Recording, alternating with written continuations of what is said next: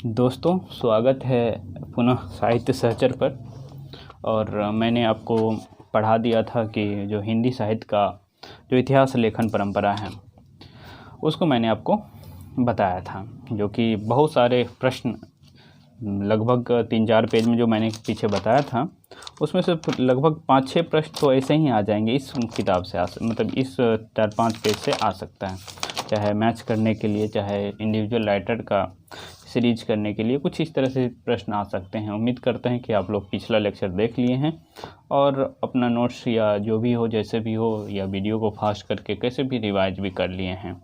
तो चलिए आज हम दूसरे लेक्चर में देखेंगे नामकरण और काल विभाजन। जैसे मैंने आपको बताया था कि रामचंद्र शुक्ल ने किस तरह से काल विभाजित किया है, वैसे ही बाकी लोगों ने कुछ स्पेशल काम करके जो है कुछ स्पेशल नाम दे दिया, या किसी विशेष लेखक के नाम पे ही रख दिया उस काल का नाम, या किसी विशेष प्रवृत्ति के नाम पे रख दिया।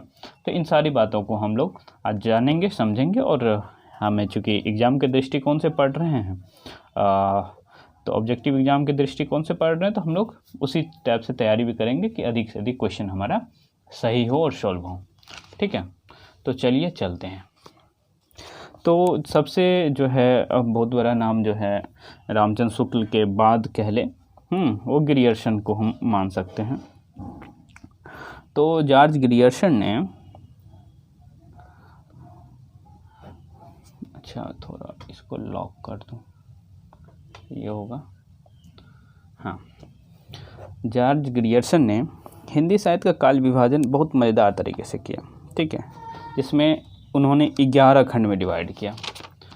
तो 11 का 11 खंड इम्पोर्टेंट नहीं है, लेकिन पहले हम 11 नाम देख लेते हैं, क्योंकि जब पूरा आप नाम देखे रहेंगे ना, तो प्रश्न कैसे भी आए आप उत्तर कर सकते हैं। यदि नहीं देखे रहेंगे तो गलत भी कर सकते हैं। तो पहला नाम इन्होंने दिया चारणकाल। ठीक है, ईयर याद रखने की ज़रूरत नहीं है, फिर भी 700 से 1300 ईस्वी को इन्होंने चारणकाल कहा। फिर उसके बाद इन्होंने 15वीं सदी का धार्मिक पुनर्जागरण काल कहा। 15वीं सदी का धार्मिक पुनर्जागरण काल। ठीक है, जो एक तरह से भक्ति काल की शुरुआत कह सकते हैं। उसके बाद जयसी की प्रेम कविता।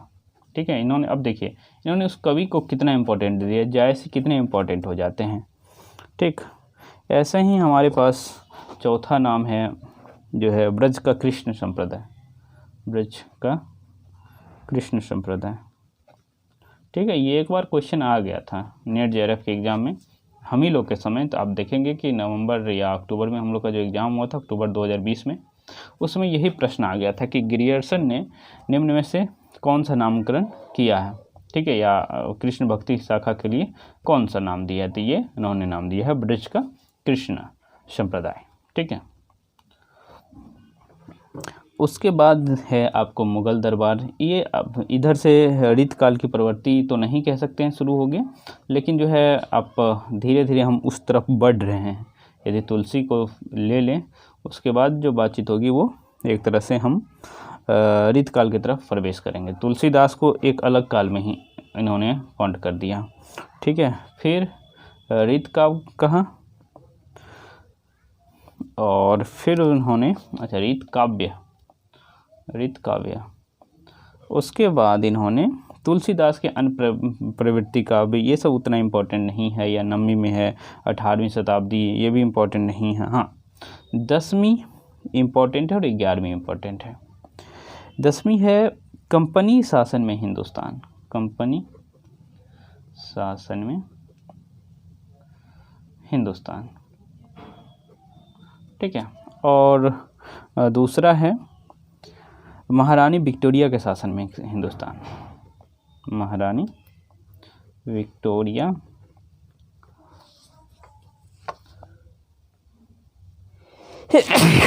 माफ़ करिएगा के शासन में हिंदुस्तान। ठीक है, तो ये 11 विभाजन है, ये इम्पोर्टेंट नहीं था इसलिए मैंने इसको लिखा भी नहीं। आप देखेंगे ये 18वीं शताब्दी का लिखे हैं और तुलसी के अनप्रवृत्ति। लेकिन आपके लिए जो इम्पोर्टेंट है कि इन्होंने जो है ग्रियर्सन ने जो आदिकाल है उसको चारण काल कहा, पहली बात ये इम्पोर्टेंट है। दूसरी बात आगे बढ़ेंगे तो जो शुक्ल जी जो क्या कहते हैं प्रेम भक्ति शाखा जो करते हैं विभाजित, हाँ, तो उसमें आप देखेंगे जायसी इम्पोर्टेंट नाम है और ये अलग से ही जायसी की प्रेम कविता नाम से लिखती हैं। उसके बाद ब्रज की कृष्ण संप्रदाय मैंने आपको बताया कि प्रश्न बन चुके हैं, ठीक है। मुगल दरबार, तुलसीदास, तो तुलसीदास एक इंडिविजुअल कवि इनके लिए इतने इम्पोर्टेंट है, जो कि बाद में भक्ति काल जो शुक्ल जी का भक्ति काल है उसमें भी काफ़ी इम्पोर्टेंट कवि हो जाते हैं, रीत काव्य और इस तरह से चीज़ें आगे बढ़ रही है, ठीक है। अब हम देखते हैं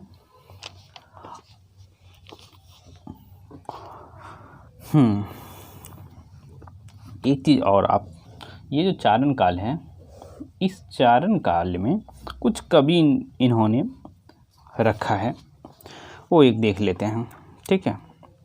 जिसमें पुष्य कवि है, पुष्य कवि खुमान अशोक, जो खुमान सिंह हैं, खुमान सिंह या केदार कुमार पाल नहीं इम्पोर्टेंट है, जगनीक इम्पोर्टेंट है, जगनीक हो गए, सारंगधर हो गए,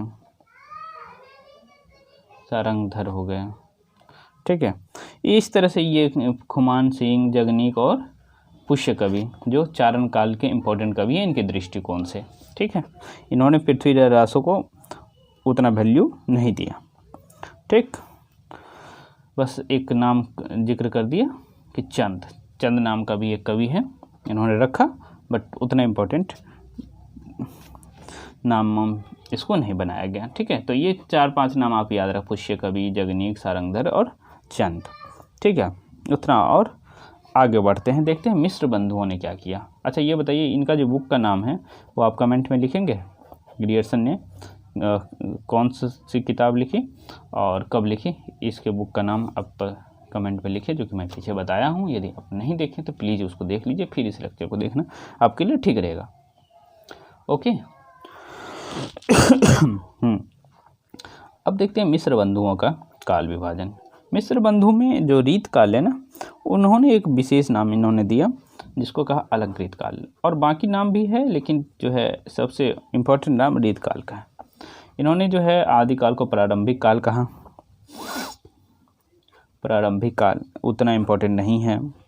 माध्यमिक काल कहा, ये भी इम्पोर्टेंट है, जो मध्यकाल है वो इम्पोर्टेंट उतना नहीं है। लेकिन इन्होंने अलंकृत काल, जो रीत काल है, इन्होंने इसको अलंकृत काल कहा। इसको आप मार्क कर लेंगे, बिल्कुल मार्क करेंगे। बाकी जो है परिवर्तन काल कह रहे हैं आगे की चीज़ों को, लेकिन आपसे प्रश्न पूछ जाएगा कि मिश्र बंधुओं ने रीत काल को जो है कौन सा काल कहा, तो अलंकृत कहा, ठीक है। तो इसको ध्यान में रखेंगे। अभी एक और कंफ्यूजिंग पॉइंट आपके पास आएगा, मैं अभी बताऊंगा, ठीक है। जो विश्वनाथ प्रसाद मिश्र हैं, इन्होंने रीतिकाल को श्रृंगार काल कह दिया था। तो वही कन्फ्यूजन रहता है कि जो है मिश्र बंधुओं ने क्या कहा, अलंकृत काल, लेकिन क्वेश्चन पूछ देता है कि फिर श्रृंगार काल किसने कहा, रीतकाल को श्रृंगार काल किसने कहा। तो रीतकाल को श्रृंगार काल कहा विश्वनाथ प्रसाद मिश्र, ठीक है। रीतकाल को श्रृंगार काल का, ओके। अब देखते हैं हम आगे। ये मिश्र बंधु एक और जो आधुनिक काल को जो है वर्तमान काल कहते हैं, ये सभी इंपॉर्टेंट नहीं है, सिर्फ आप अलंकृत काल याद रखेंगे, ठीक है, मिश्र बंधुओं द्वारा। अब देखते हैं आगे, ओके, दिख रहा होगा। लैपटॉप से मैंने ट्राई किया पर उतना मज़ा नहीं आ रहा है मुझे जितना मज़ा यहाँ आ रहा है, इसीलिए आप लोग इसमें कंप्रोमाइज़ करेंगे। लेकिन आपको कंटेंट मिलते रहेगा, अच्छा कंटेंट मिलेगा, और आप खुद से भी पढ़ सकते हैं। ऐसा नहीं है कि आप खुद से नहीं पढ़ सकते, लेकिन आपको पता नहीं चलेगा ना कि कौन इम्पोर्टेंट है कौन इम्पोर्टेंट नहीं है, किसको छोड़ें किसको पकड़ के रखें, ठीक है। तो आचार्य शुक्ल का काल विभाजन हम देखेंगे। का काल विभाजन। इनका काल विभाजन काफ़ी इम्पोर्टेंट है, ठीक है। इनका काल विभाजन कुछ ज़्यादा ही इम्पोर्टेंट है और लगभग इनके बाद के सारे राइटर इनको ही एस्टेब्लिश्ड मान के काल विभाजन करते रहे, ठीक है।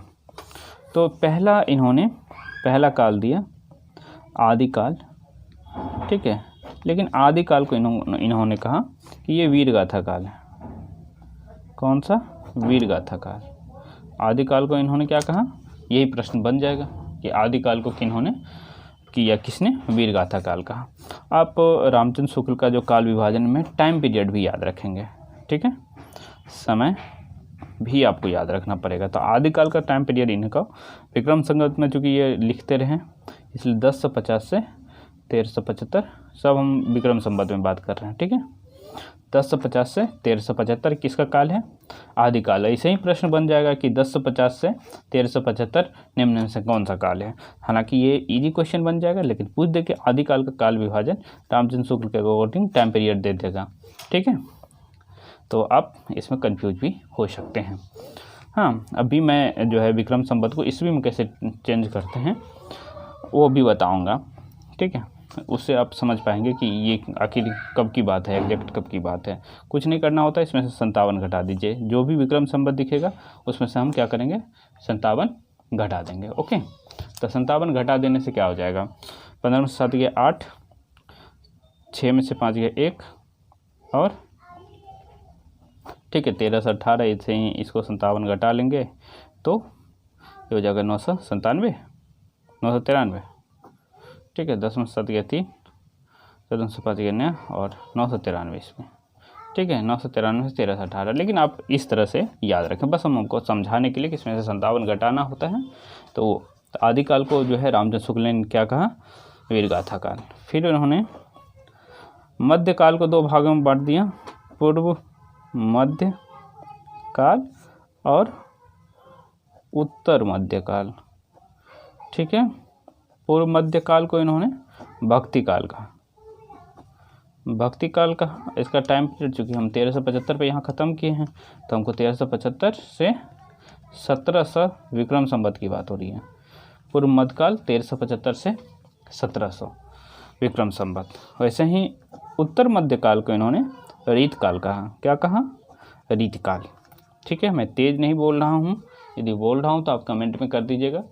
आवाज़ क्लियर नहीं है, मैं कुछ ज़्यादा ही तेज़ बोलता हूँ, तेज़ का मतलब स्पीड से है, वो सब आप बता दीजिएगा कि इस सारे चीज़ों का समाधान भी हम निकालने की कोशिश करेंगे, ओके। तो देखिए 1 मिनट,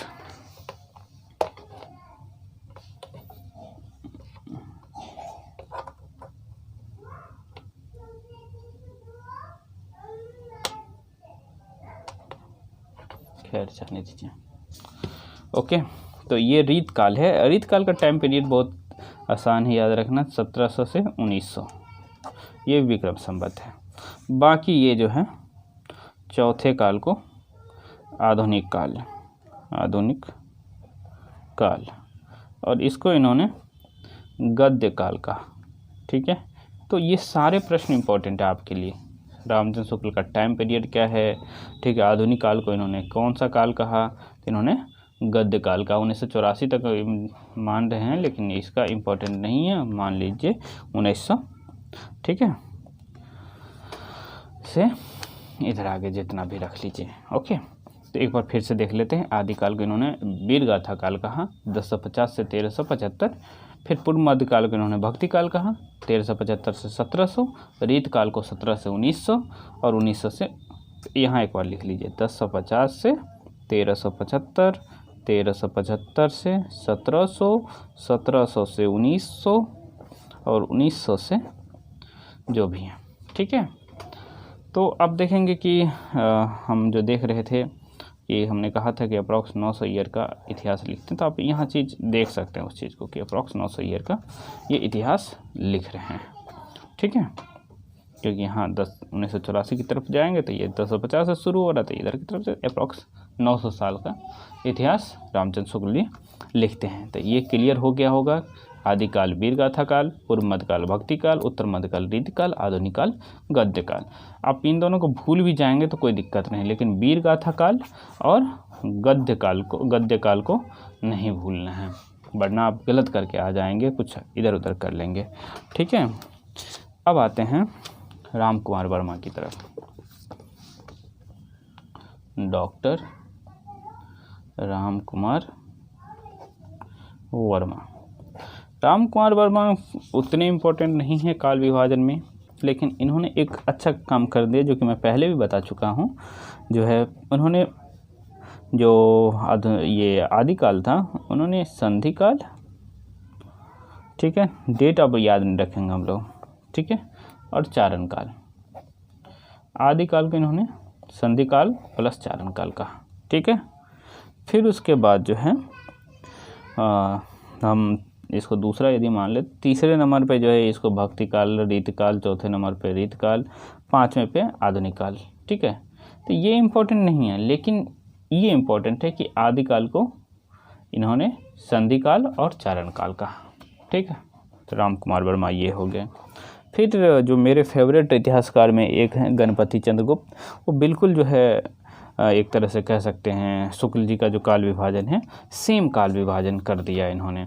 जो आदिकाल को आदिकाल रहने दिया, पूर्व मध्यकाल को पूर्व मध्यकाल रहने दिया, और उत्तर काल मध्यकाल को उत्तर मध्यकाल रहने दिया, और आधुनिक काल को आधुनिक काल ही रहने दिया। ये कौन काम किया? एक तो शुक्ल जी किए ही हैं इस तरह से, और एक गणपति चंद्रगुप्त भी किए हैं, लेकिन शुक्ल जी स्पेशल नाम दिए हैं, गणपति चंद्रगुप्त इन नामों को लेकर ही चले। तो यहाँ देख लेते हैं, गणपति चंद्रगुप्त। अब तो ये अपने से भी कर सकते हैं कि आदिकाल, पूर्व मध्यकाल, उत्तर मध्यकाल और आधुनिक काल। ये लोग जो हैं ईस्वी सन में बात करते हैं, और जो कि मुझे इसीलिए पसंद है कि ये ईस्वी सन में बात करते हैं। 1184 से 1350 तक मानते हैं। ठीक है, उसके बाद 1350 से 1600 ईस्वी तक मानते हैं, 1600 से 1857 तक मानते हैं, और 1857 के बाद आप जानते हैं कि कंपनी का शासन खत्म होकर सीधा रानी विक्टोरिया का शासन आ गया। तो हम लोग जो हिंदी साहित्य में इसको आधुनिक काल से ही मानते हैं। तो गणपति चंद्रगुप्त का कुछ इस तरह से है, बस नाम आप ध्यान में रख सकते हैं, ऐसा नहीं है कि आपको इसको याद करना है, बिल्कुल नहीं।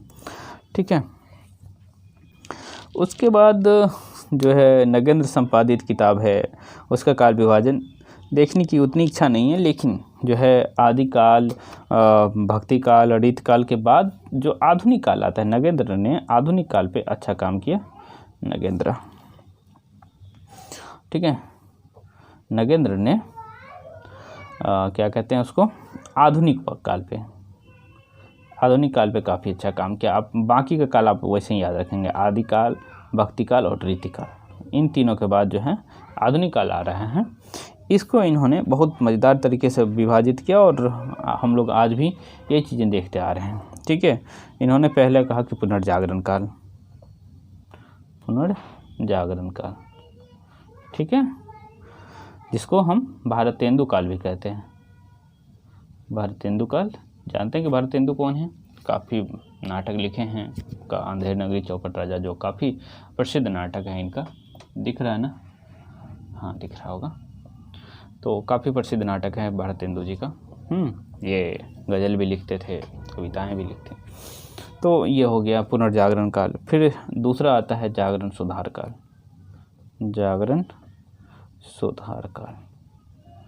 ठीक है, जागरण सुधार काल ये जो है ये द्विवेदी युग है, द्विवेदी काल। और द्विवेदी, हजारी प्रसाद द्विवेदी समझ नहीं लेना है, द्विवेदी काल का ये संबंध जो है महावीर प्रसाद द्विवेदी से।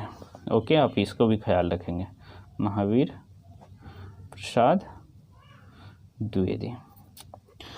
प्रसाद द्विवेदी से संबंधित है। ओके, कौन? जागरण सुधार काल। पुनर्जागरण काल किनसे संबंधित है? तो भारतेंदु काल से, मतलब भारतेंदु जी से। ठीक है, तीसरे नंबर पे क्या आता है? तो छायावाद का युग, छायावाद। ठीक है, छायावाद हो जाएगा। और हम लोग को जो है पढ़ाई जो जाता है छायावाद जो है, तो इसमें 1918 जो हम लोग लेते हैं यहीं से लेते हैं, नगेंद्र के यहाँ से। फिर होता है वादोत्तर काल, तो उतना इम्पोर्टेंट नहीं। उसके बाद आते हैं प्रगति प्रयोग काल, जिसे हम प्रगति प्रयोग काल कहते हैं। प्रगति प्रयोग काल जो है प्रगतिवादियों का काल है। जनरली हम लोग ये 1938 से मान रहे हैं, ठीक है, कोई दिक्कत नहीं है। और इसके बाद नवलेखन काल कहते हैं, ठीक। तो आपको इतना इम्पोर्टेंट नहीं है, लेकिन ये दो नाम आप बिल्कुल याद रखेंगे कि पुनर्जागरण काल भारतेंदु जी से संबंधित है और जागरण सुधार काल द्विवेदी जी से संबंधित है। और ये द्विवेदी जी हजारी प्रसाद द्विवेदी नहीं हैं, महावीर प्रसाद द्विवेदी जी, ठीक है। इस तरह से आप इसको ख्याल रखेंगे, ठीक। हाँ, नवलेखन की शुरुआत जो है 1953 से ये मान रहे हैं, तो ये भी एक रख सकते हैं याद, उतना इम्पोर्टेंट नहीं है। बस हमारे दृष्टिकोण से अभी यही दो इम्पोर्टेंट है। बच्चन सिंह एक अच्छा काम किए, ठीक है। बच्चन सिंह ने एक अच्छा काम किया कि जो है आदिकाल को इन्होंने अपभ्रंश काल का, आदिकाल को इन्होंने क्या कहा, अपभ्रंश काल, ठीक है। और बाकी जो है भक्ति काल ही रहने दिया, रीत काल ही रहने दिया और आधुनिक काल ही रहने दिया, ठीक है। इसलिए हमको ये तो कॉमन चीज़ हो गया, तो इसको याद नहीं रखना है। हमको याद रखना है कि बच्चन सिंह जो है आदिकाल को क्या नाम देते हैं, तो क्या नाम देते हैं, अपभ्रंश काल। आप जानते हैं कि अपभ्रंश की रचनाएं आदिकाल में काफ़ी अधिक हुई है, इस वजह से इन्होंने बच्चन सिंह ने जो है आदिकाल को अपभ्रंश काल कह दिया, ओके। अब जो है अब तो हम राइटर वाइज देखे हैं, शुक्ल जी का, राम कुमार वर्मा का, या गणपति चंद्रगुप्त का, या ग्रियर्सन का हमने काफ़ी अच्छे से पढ़ा। तो ये 3-4 नाम जो है हम लोग देख लिए, लेकिन जो है कुछ और अलग अलग छोटे छोटे नामकरण हुआ है जो कि उतना इम्पोर्टेंट नहीं है। लेकिन जैसे इन्होंने बच्चन सिंह ने अपभ्रंश काल कह दिया, वैसे किसी ने और किसी काल को कह दिया है कुछ और, तो ये इम्पोर्टेंट हो जाता है। इसीलिए हम जैसे जॉर्ज ग्रियर्सन का भी अभी पीछे पढ़ें, जॉर्ज ग्रियर्सन का हमने पढ़ा, ठीक है। ग्रियर्सन का हमने पढ़ा क्या, चारण काल, ठीक है। किस चीज़ को कहते हैं चारण काल, आप जानते हैं भाटा और चार किस काल में थे, आदिकाल में थे, इसलिए उन्होंने चारण काल कह दिया। किसको, आदिकाल को, कौन, ग्रियर्सन, ठीक है। अब बताए थे कि जो है आदिकाल को प्रारंभिक काल कौन कहा, बताओ, प्रारंभिक काल कौन कहा, तो ये मिस्र बंधु कहते हैं, ठीक है। मिस्र बंधु आदिकाल को कौन सा काल कहते हैं। हाँ, जैसे यहाँ हमने जिक्र किया था कि जो है नगेंद्र में जिक्र किया था कि द्विवेदी युग, तो महावीर प्रसाद द्विवेदी जो हैं, महावीर प्रसाद द्विवेदी जो है आदिकाल को कौन सा काल कहते हैं, बीज बपन काल, कि यहाँ बीज बोया गया, ठीक है। आदिकाल को बीज बपन, ये इम्पोर्टेंट है आपके लिए, ठीक है। आप ग्रियर्सन को याद रखें और महावीर प्रसाद द्विवेदी जी के बीज बपन काल को भी याद रखेंगे, ठीक है। वैसे वीरगाथा काल मतलब रामचंद्र शुक्ल ने आदिकाल को क्या कहा, रामचंद्र शुक्ल ने आदिकाल को हम बताया था आपको कि वीरगाथा काल का, ठीक है। अच्छा, सिद्ध सामंत काल किसने कहा, आदिकाल को सिद्ध सामंत काल, सिद्ध कवियों पे इनका बहुत ज़्यादा एम्फेसिस था, इसीलिए इसको सिद्ध सामंत काल कह दिए, ठीक है। तो सिद्ध सामंत का, सिद्धों पे जो है बहुत ज़्यादा जोर राहुल संकृत्यायन देते हैं, ठीक है। तो राहुल संकृत्यायन सिद्धों पे बहुत बात करते हैं और सरहप्पा को ये एस्टेब्लिश करते हैं, सरहप्पा को एस्टेब्लिश करते हैं, ठीक है। तो राहुल संकृत्यायन क्या कहते हैं, सिद्ध सामंत काल, ठीक है। उसके बाद जो है संधि काल और चारण काल मैंने बता दिया था, संधि काल और चारण काल, कौन कहा, संधि काल और चारण काल। अब आपको पता है कि यहाँ हमने आपको बताया है जो है संधि काल और चारण काल मैंने बता रखा है, कौन कहा, राम कुमार वर्मा ने, ठीक है। तो संधि काल और चारण काल राम कुमार वर्मा जी कहते हैं, ठीक है। उसके बाद वास्तविक बात जो है, आदिकाल को आदिकाल किसने कहा? ये जो आदिकाल हम लोग अभी तक पढ़ते आए हैं, तो इस आदिकाल को आदिकाल आखिर कहा किसने? तो इस आदिकाल को आदिकाल कहने वाले बहुत महान आदमी हैं, जिनका नाम है हजारी प्रसाद द्विवेदी। ठीक है, आदिकाल को आदिकाल नाम देना। ठीक, उसके बाद हमने जो है आधा इतिहास वाली मैडम को पढ़ाया था कि जो है आधा इतिहास कौन लिखती है? सुमन राजे। ठीक है, कब लिखती है? 2003 में। तो इन्होंने भी एक नाम दिया, किसको? आदिकाल को। आदिकाल को इन्होंने बहुत अच्छा नाम दिया, आधार काल। आधार काल कौन? सुमन राजे। ठीक है, सुमन राजे ने आधार काल दिया। एक बार फिर देख लीजिए, जॉर्ज ग्रियर्सन चारण काल, मिश्र बंधु प्रारंभिक काल, महावीर प्रसाद द्विवेदी बीज बपन काल, रामचंद्र शुक्ल वीरगाथा काल, राहुल संकृतायन सिद्ध सामंत काल, रामकुमार वर्मा संधि काल या और चारण काल, या नहीं ये और दोनों, क्योंकि दो पार्ट में इन्होंने रखा। आदिकाल को आदिकाल हजारी प्रसाद द्विवेदी और सुमन राजे ने आदिकाल को आधार काल। ये सारा नाम जो है किसका है? आदिकाल का। ये सारा नाम किसका हमने अभी देखा? आदिकाल का। उसके बाद रीत काल में भी कुछ कुछ इम्पोर्टेंट लोग हैं, जैसे हमने विश्वनाथ प्रसाद मिश्र के बारे में कहा था या मिश्र बंधुओं के बारे में कहा था, जो मेरा कन्फ्यूजन रहता था कि कैसे याद किया जाए, मैं बार बार कन्फ्यूज हो जाता था। तो आप भी एक बार इस कन्फ्यूजन को दूर करने का कोशिश करिए। अब हम बात करेंगे रीत काव्य के अलग अलग नाम करने वाले, जैसे जो है जॉर्ज ग्रियर्सन ने इनको क्या कहा था? रीत काव्य कहा था। ठीक है, कौन कहा था? George Grierson. ठीक है, जॉर्ज ग्रियर्सन। फिर उसके बाद जो है हम ये भी बताए हुए हैं कि अलंकृत काल कौन कहा? ये बता चुके हैं, अलंकृत काल कहा मिश्र बंधुओं ने। ठीक है, और जैसे ही हम कहेंगे कि जो है श्रृंगार काल कौन कहा? कौन कहा? श्रृंगार काल। ठीक है, श्रृंगार काल कौन कहा? विश्वनाथ प्रसाद मिश्र ने। विश्वनाथ प्रसाद मिश्र ने। और कला काल कौन कहा? कला काल। कला काल कहा रमाशंकर शुक्ल। कौन? रसाल। रमाशंकर शुक्ल रसाल। बात समझ पा रहे हैं हम? ये रीत काल को जो है रीत काल नाम दिया है जॉर्ज ग्रियर्सन ने, मिश्र बंधु ने अलंकृत काल कहा, विश्वनाथ प्रसाद मिश्र ने श्रृंगार काल कहा। ठीक है, और उसके बाद जानते हैं कि जो इसको रीत काल और एक आदमी कहते हैं, जो हमारे प्रिय रामचंद्र शुक्ल जी हैं। ठीक है, तो ये तो पहले बातचीत कर चुके हैं, तो इसके लिए इम्पोर्टेंट नहीं है उतना, लेकिन अलंकृत काल और श्रृंगार काल ये बहुत दोनों इम्पोर्टेंट है। वैसे कला काल भी इम्पोर्टेंट है। ठीक है, कला रसाल। कला रसाल कौन? कला काल रमाशंकर शुक्ल रसाल। श्रृंगार काल हम लोग जो है बनारस में रहते हैं, तो आप जानते हैं कि ये जो है विश्वनाथ प्रसाद मिश्र, तो हम लोग जो है विश्वनाथ को प्रतिदिन श्रृंगार किया जाता है। ठीक है, विश्वनाथ का श्रृंगार प्रतिदिन होता है, तो हमने ऐसे याद कर लिया था कि विश्वनाथ प्रसाद मिश्र ने रीत काल को श्रृंगार काल कहा और अलंकृत काल कहा। ठीक है, मिश्र बंधुओं ने। ठीक, ये दो आप बिल्कुल याद रखेंगे, बाकी को आप भूल जाइए, कोई फ़र्क नहीं पड़ेगा, लेकिन हाँ एक कला काल याद रख सकते हैं। ये पेज आपके लिए इम्पोर्टेंट होगा, इसीलिए आप बिल्कुल इसका नोट्स बनाएं या रिवीजन कर लें, कैसे भी करके इसको कंप्लीट करें।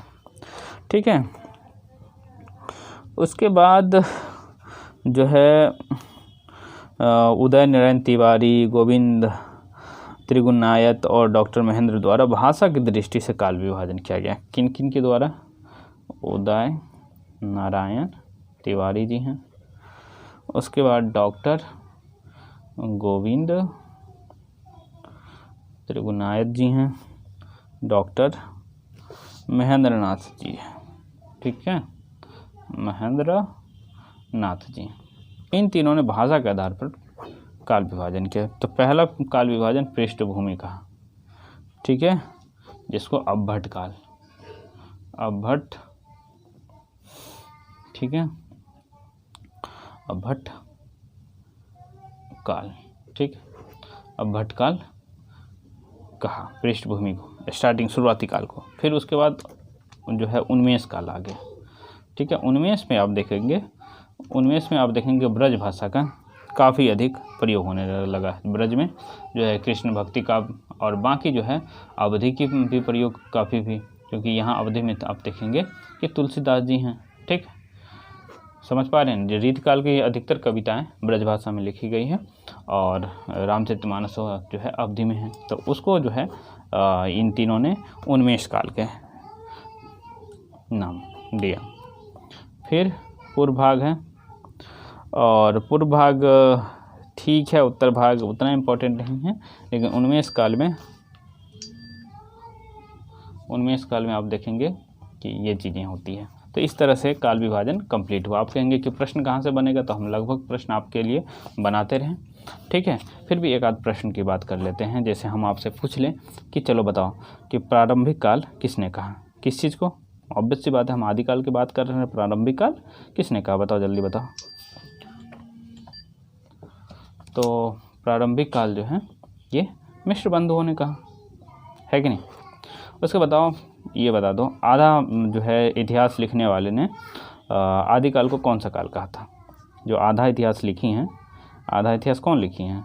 सुमन राजे ने आदिकाल को आधार काल कहा। ठीक है, सुमन राजे ने आदिकाल को आधार काल कहा है। ऐसे ही और कुछ प्रश्न बन सकता है। हाँ, अब बता दीजिए, जो है शुक्ल जी का जो नामकरण है उसमें आदिकाल का टाइम पीरियड क्या है? आदिकाल को ऐसे वो वीर गाथा काल कहते हैं, लेकिन टाइम पीरियड क्या है? ठीक है, तो टाइम पीरियड बताइए आप लोग बताइए, जो भी बता सकते हैं बताइए। चलिए ऑप्शन दे देते हैं। 1050 से 1275, 1050 से 1175, 1050 से 1375, 1050 से 1475। चलिए बताइए, A, B, C, D कौन सा आंसर हो जाएगा? बताइए। शुक्ल जी ने आदिकाल को जो है वीरगाथा काल कहा, और वीरगाथा काल का टाइम पीरियड क्या है? तो 1050 से 1375। ओके, तो इस तरह से आप इस चीज़ को कंठस्थ कर सकते हैं। ठीक है, जैसे बीज वपन काल जो है कौन कहते हैं? महावीर प्रसाद द्विवेदी। कुछ चीज़ें इंपॉर्टेंट है जो कि आप ख्याल रखेंगे। तो इस तरह से आज जो है हम लोग नामकरण कर लिया। अभी तुरंत ही हम आदिकाल शुरू करेंगे। ठीक है, बिल्कुल अभी जस्ट आदिकाल आज ही शुरू करेंगे, क्योंकि आप लोग का एग्ज़ाम जो है नेक्स्ट मंथ में है, तो आप जल्दी कर लेंगे तो अच्छा रहेगा आपके लिए। ओके, तो चलिए आगे बढ़ेंगे अभी तुरंत।